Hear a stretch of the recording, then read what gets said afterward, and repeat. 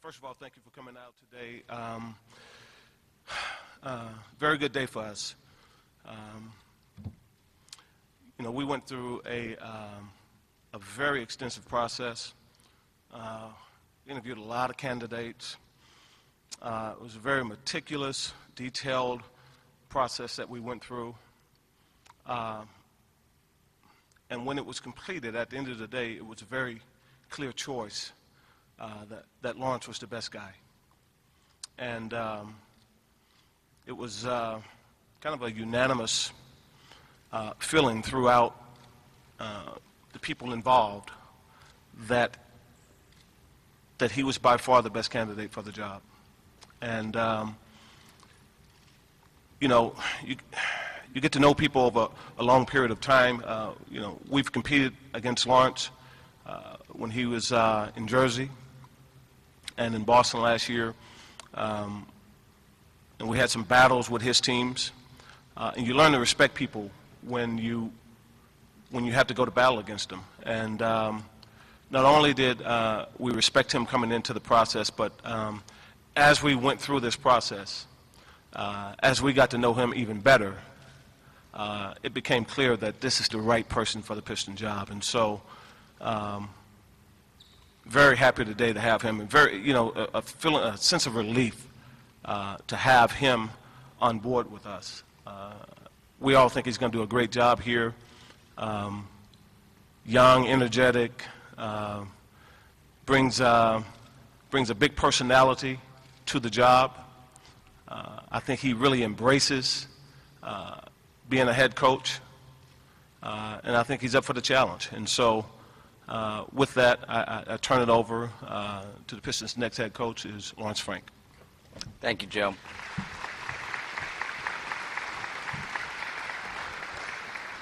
They forgot my booster seat. That comes next. But first of all, I'd like to thank Joe. Through this process, everything Joe said, he delivered upon. And it was a lengthy process, but in looking back, I think it's the best thing that could have happened, because what it allows you during this interview process, typically when they're bang-bang decisions, you really don't know what both parties, what you got yourself into, so to speak. And I think the ability to speak with Joe, speak with Tom, speak with Bob and Phil on a daily and consistent basis really allowed us to open up the door, so to speak, and get to know each other. So I'd like to thank Joe, I'd like to thank Tom, Bob, who's here, Phil, who wasn't able to make it, for the opportunity and the privilege and honor to coach one of the elite franchises in our league.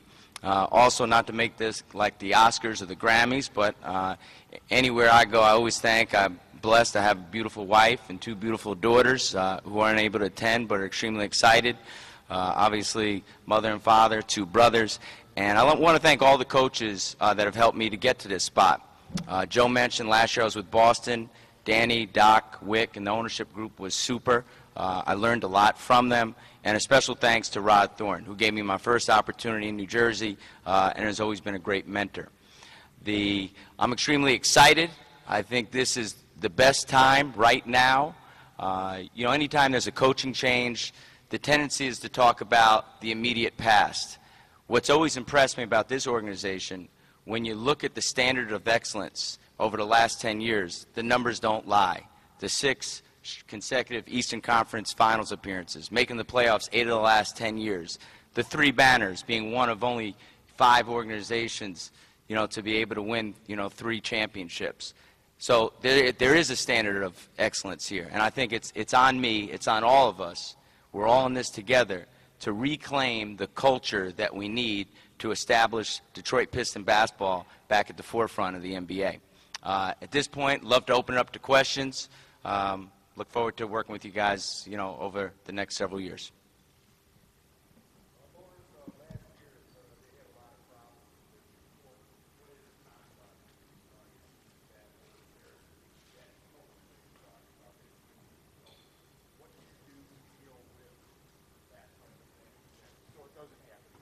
Right. Well, this is, I got to answer questions a little bit differently than we normally would, based on, obviously, the current status. So I'm going to speak in general terms and then get specific. I know this is a little bit of a maze here. So I would think, first and foremost, when you talk about changing the culture, it always comes down to this. Well, what kind of culture do you want? And I think that the culture always starts with a work ethic. And I think when sitting down with Joe and sitting down with Tom and his group, the thing that made it so easy for us is that philosophically, the foundation, our core values are identical. So it starts with a work ethic. It starts with investment versus entitlement. I think you get yourself in a lot of problems when you feel you deserve things without working for it. You have to earn your way every single day. So it's investment versus entitlement. It's about accountability. You have to do what you say you're going to do. Now, the head coach has to enforce the accountability. And confrontation is healthy. It's not always a negative thing. But to teach, correct. I think any player I've been around, and I've been fortunate. Joe obviously is a Hall of Fame player. I've been around 7 Hall of Fame players. Every player I've been wants their coach to challenge them and wants them to connect. So you have to demand, but you also have to be fair. So I think with your values, it's one thing to have them, but it's a totally different thing to enforce them. And I think that falls on my shoulders and on the team's shoulders. Coach, over here to kind of follow up on that one, the perception might be for people to take their first look at you and say, if you're a player at this organization who have chewed up and spit out the last 2 coaches, they could look at you and say, we're going to have an easy time with this guy. How can people be confident that you are going to be as tough in your actions as you're saying in your words right now? Well, one thing, anyone who has to look at me for a sustained period of time, I feel sorry for. My poor wife. That's why she's not here. She said I can only handle it for a little bit. I think it just comes down to your actions. I mean, look, if you don't back up what you say, then basically no one really trusts what you say, and that's regardless if you're a coach or any walk of life. I think, I do have a little bit of a track record with teams I've coached in regards to backing up what I say, but it's what we do every day. It's our habits that define us. So I think, as much as this is a press conference, and unfortunately we have to talk about me just because of what we're going through as a league, it's going to come down to the product we put on the floor. And I think first and foremost, we have to embody what this city has been about and bringing that blue-collar, lunch pail mentality. And these banners, there's a reason why.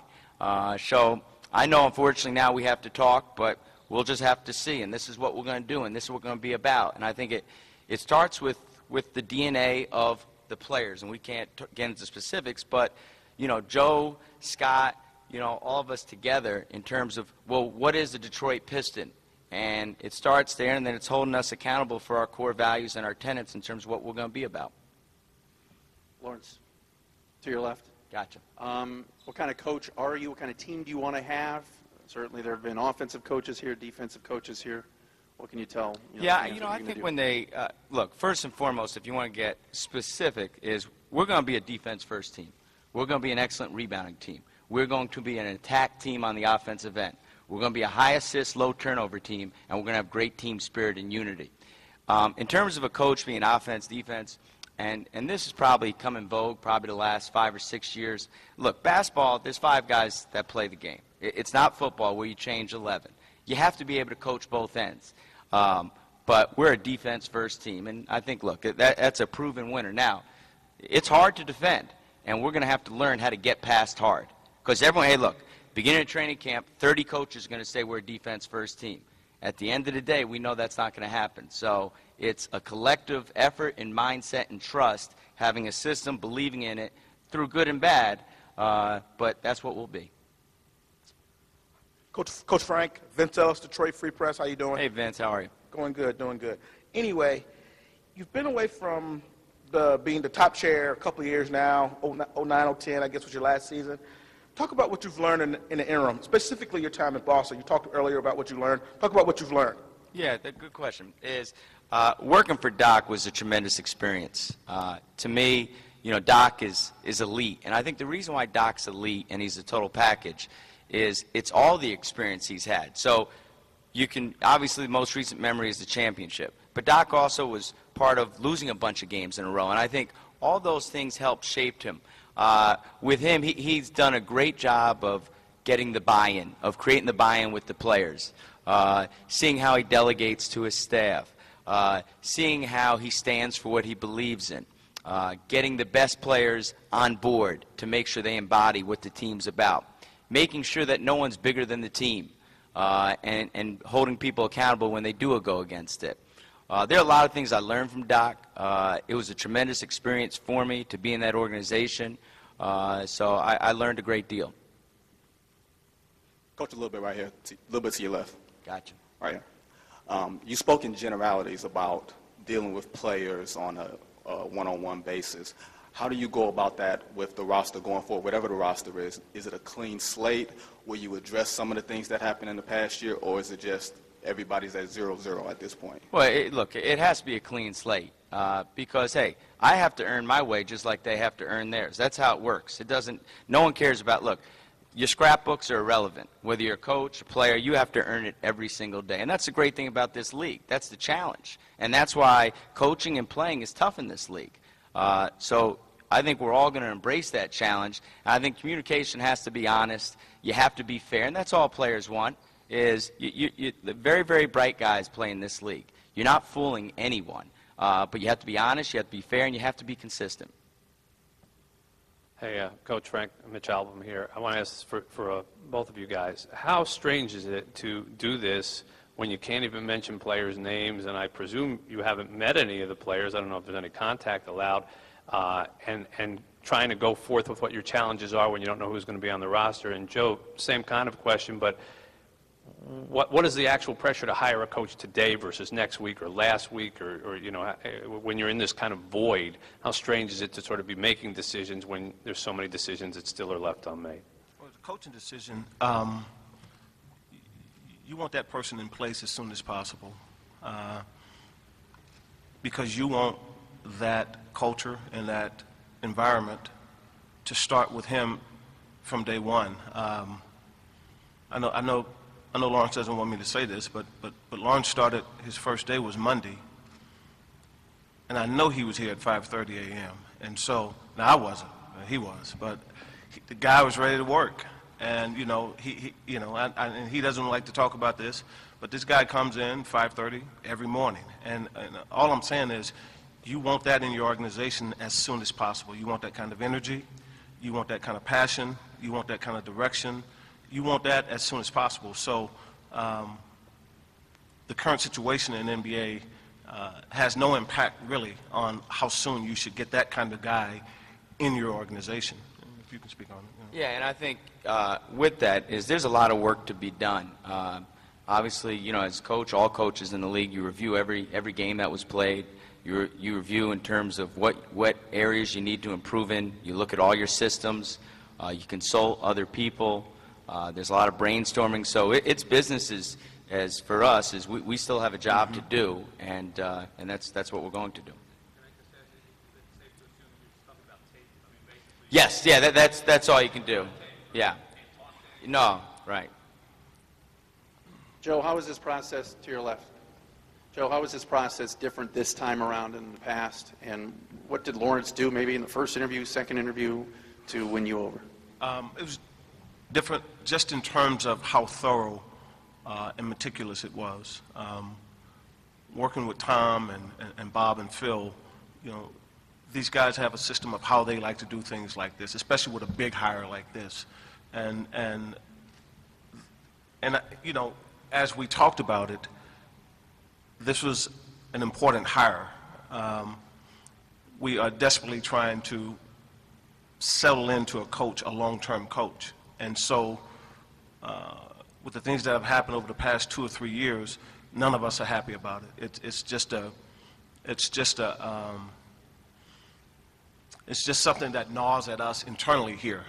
And we were looking for someone that we could hire and say, this can be our long-term coach here. So because it was such an important hire, we wanted to be as thorough and meticulous as possible about hiring that person. So that's how it was different. It was an urgency to get the right guy, but not an urgency to get through the process, if you understand what I'm saying.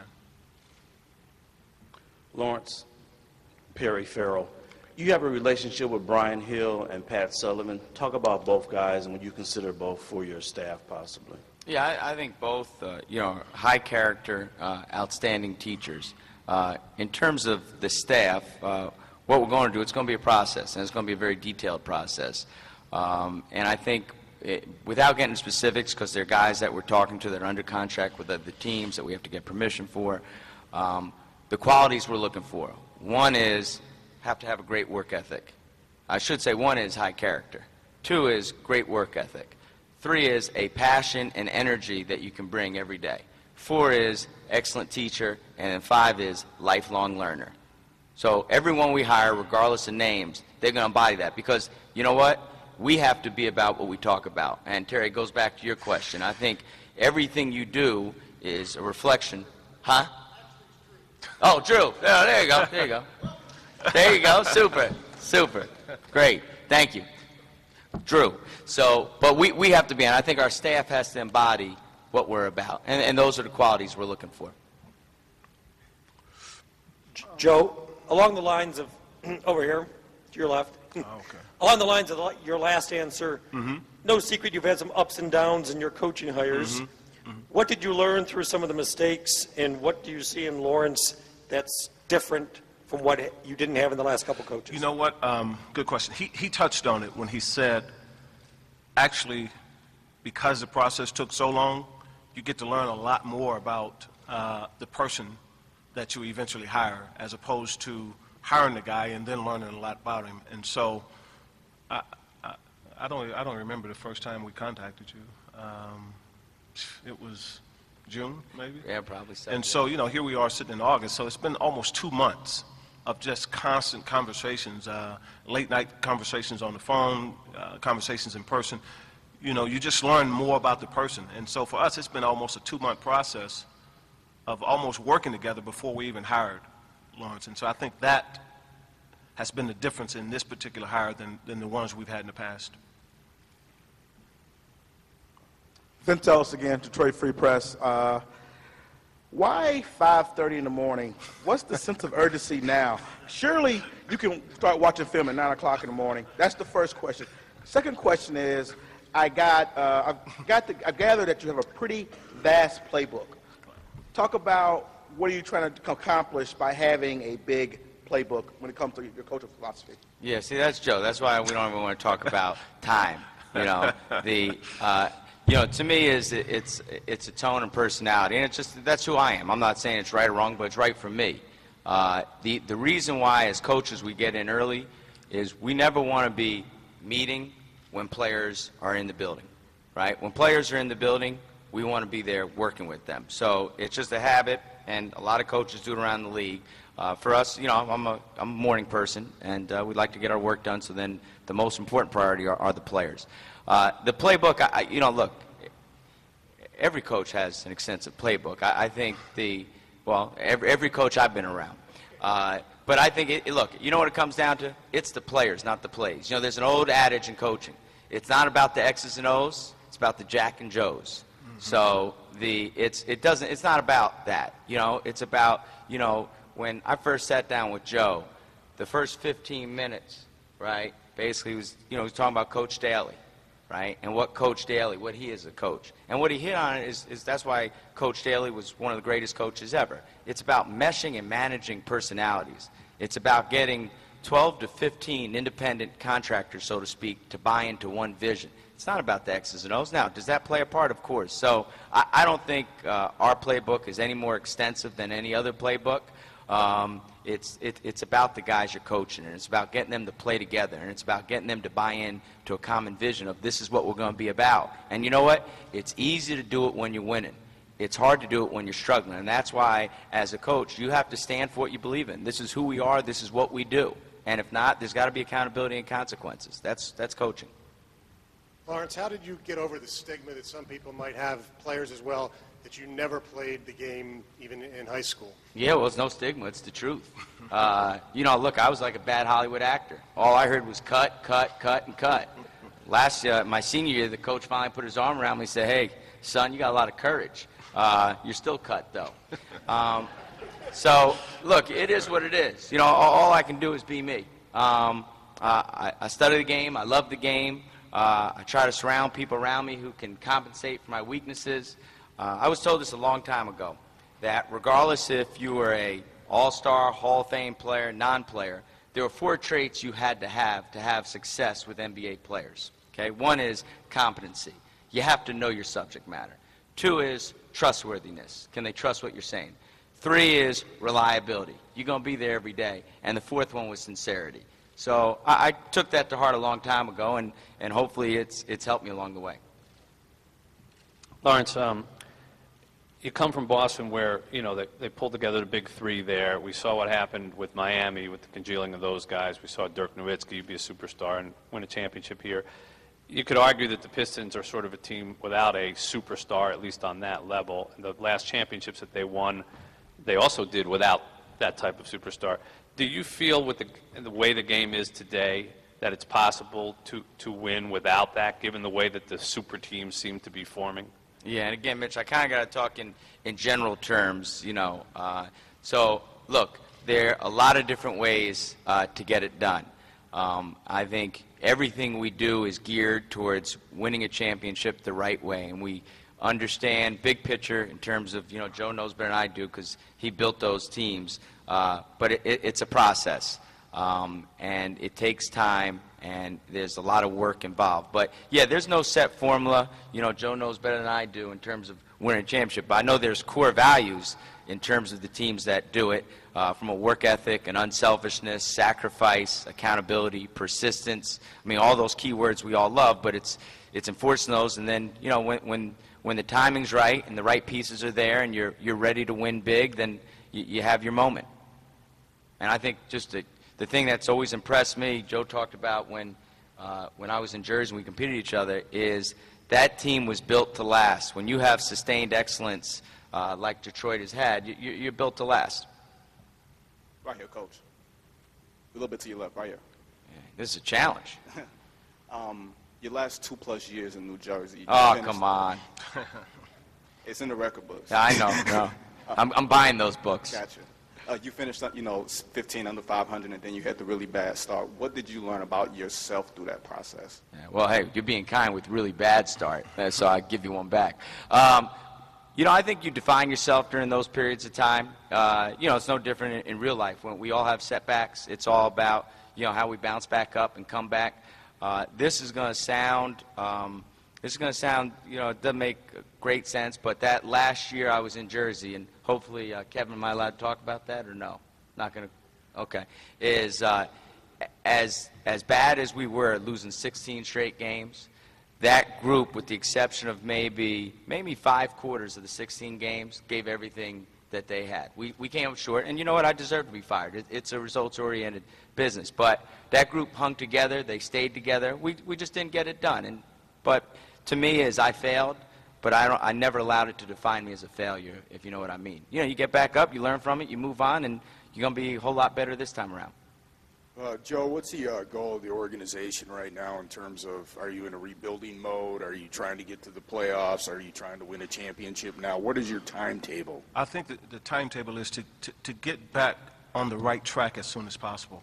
I think we've been off track for the last couple of years, and the main thing, I think, internally what you want to do and externally what you want to, the message you want to send to your fans and everybody that, you know, to media, to everybody that's covering you, is that we're headed in the right direction. And so I don't think you put a timetable on that, Pat. I think you do that as soon as possible. I think that's